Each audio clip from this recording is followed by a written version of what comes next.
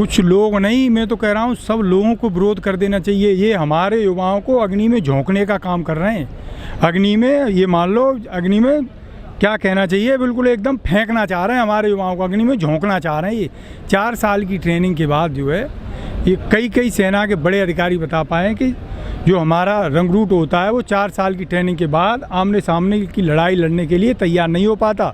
वो ये 4 साल पीछे रिटायरमेंट दे देंगे उसे जो है।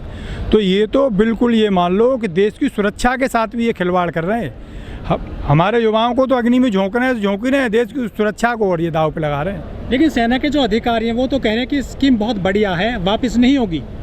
वो केवल कुछ अधिकारी हैं जो सरकार से जिनका कुछ बड़ा नाता है, इसको अब बहुत ज़्यादा नहीं कहना चाहिए क्योंकि वो सरकार के अंग हैं जो है, लेकिन वो ऐसी भाषा बोल रहे हैं जो बीजेपी के प्रवक्ता बोलते हैं। तो बस इतने से ही समझ जाओ कि वो सेना के कैसे अधिकारी है। भैया वो तो आपने सेना की वो निकाली है, हमारे यहाँ 4th क्लास की आप वैकेंसी निकाल दो, बीटेक करे हुए नहीं, एमटेक करे हुए, पीएचडी किए हुए लड़के उसमें अप्लाई कर देते हैं। तो बेरोजगारी का तो ये आलम है। अभी यहाँ चले जाओ आप जो है गाजियाबाद शहर में, जहाँ आप खड़े हो, गार्ड की नौकरी कर रहे हैं बेचारे, अच्छे पढ़े लिखे लड़के कर रहे हैं। तो क्या करें, वो तो बेरोजगारी का आलम ये।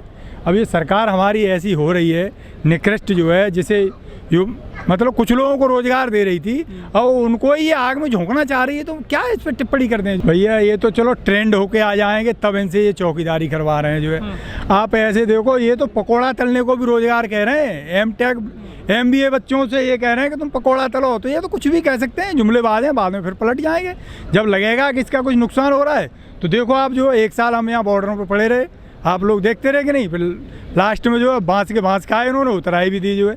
ऐसे ही हाल इनका है कि अब छात्र जो है कोई विकल्प दिखाई नहीं दे रहा है, तो इनके खिलाफ देखना आप जो एक। लेकिन मामला शांत हो गया अग्निपथ को लेकर, अग्निवीरों का। देखो बात चल रही थी सेना की, तो सेना की बात को उन्होंने ऐसे ट्विस्ट दिया कि सेना की बात छोड़ के लोग शिवसेना की बात करने लगे। तो ये तो बड़े जुमलेबाज हैं कि सेना से शिवसेना पे ले गए, कहीं वो नहीं गया मुद्दा यही है और मुद्दा रहेगा। ये बहुत बड़ा मुद्दा है। ये किसान तो यहाँ गांव में मर रहा है, उसका लड़का बॉर्डर पे जाके मतलब बिल्कुल आग में झोंको गई, तो मुझे मानोगे ना जो है। तो इनको समझाना पड़ेगा फिर, और उसी भाषा में समझाना पड़ेगा, तब समझेंगे ये जो है। बिल्कुल आएंगे नहीं हैं भैया, वो हमारे ही बालक तो हैं जो बॉर्डरों पे जा रहे हैं। ये बीजेपी के नेताओं की लिस्ट उठा लो आप जो है, किसी एक का बालक गया हो फौज में जो है, हमारे ही बालक है, कोई हमारा भैया है, कोई हमारा भतीजा है जो।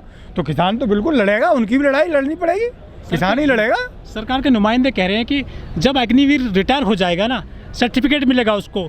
अपने लिए तो ये जो है, चाहे एक दिन इनको सदस्यता लिए हो जाए, इनकी पेंशन बन जाती है। और ये इतने क्या कहना चाहिए, इतना जो है धूर्त है। वो 4 साल की नौकरी के बाद जो 15 साल की नौकरी करके जो आ रहे हैं फौजी, आप डाटा निकाल लो कितने फौजियों को नौकरी मिल रही है। वो तो 15 साल की ट्रेनिंग करके आ रहे हैं जो है। तो ये 4 साल वालों को कुछ नहीं देंगे, ये तो केवल अभी क्या कहना चाहिए, उस पर आग पे पानी डालने का काम कर रहे हैं, इससे ज़्यादा कुछ नहीं कर रहे हैं। सरकार ने मना कर दिया कि वापस नहीं होगी स्कीम।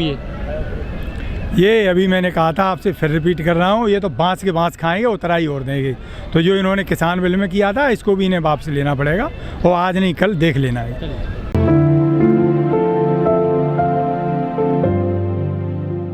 देश के वर्तमान जो हालत चल रहे हैं, तो उसको देखते हुए जो है संयुक्त किसान मोर्चा भी इन चीज़ों से अपने आप को अलग नहीं महसूस कर रहा है। तो उसी परिप्रेक्ष्य में आज एक मीटिंग बुलाई गई है और निर्णय होंगे, वो शाम के टाइम में जो है पत्रकार वार्ता होगी, उसमें अवगत करा दिया जाएगा आपको कि क्या क्या निर्णय रहे। माहौल तो ये चल रहा है कि ईडी और इनकम टैक्स डिपार्टमेंट, ये दोनों बीजेपी के पार्टनर बन गए हैं, अलायंस पार्टनर है जो, इलेक्शन पार्टनर कह लो इनको जो है, या इनकी वो कह लो जो है।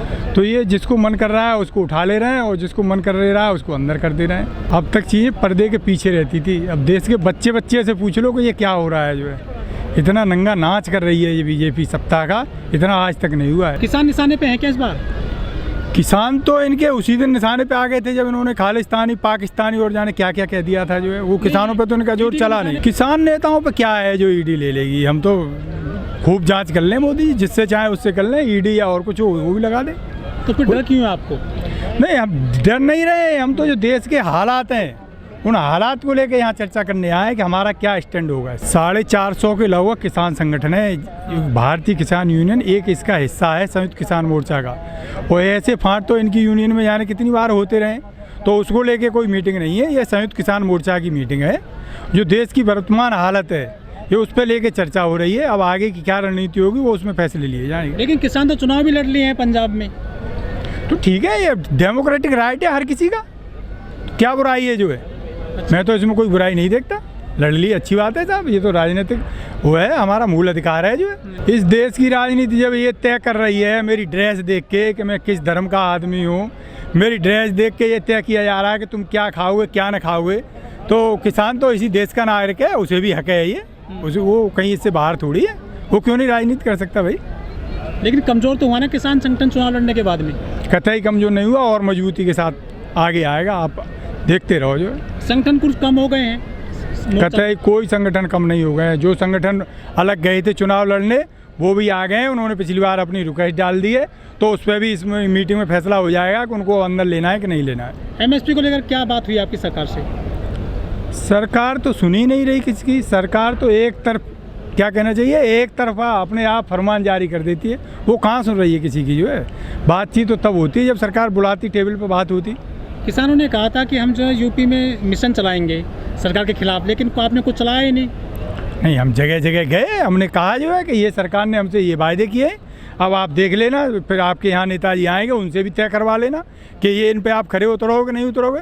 तो अब ये तो देश की जनता को देखना है जो कि जो बायदे किए थे उन्होंने जो है यूपी में कहा था आपको, जो बिजली का आपको याद हो जो है, अब उल्टा फ्री करने के बजाय जो है वहाँ मीटर और लगाए जा रहे हैं।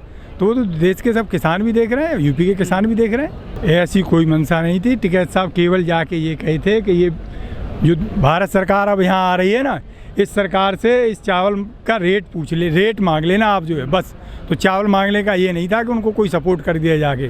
वहाँ भी किसानों के जब जब कोई बात होती है तो वहाँ किसानों के पक्ष में जाके हम लोग जो है सरकार से वहाँ भी आमने सामने की करते हैं। ऐसे नहीं है कि वहाँ की सरकार से हमारा कोई अलग से प्यार उमड़ रहा हो।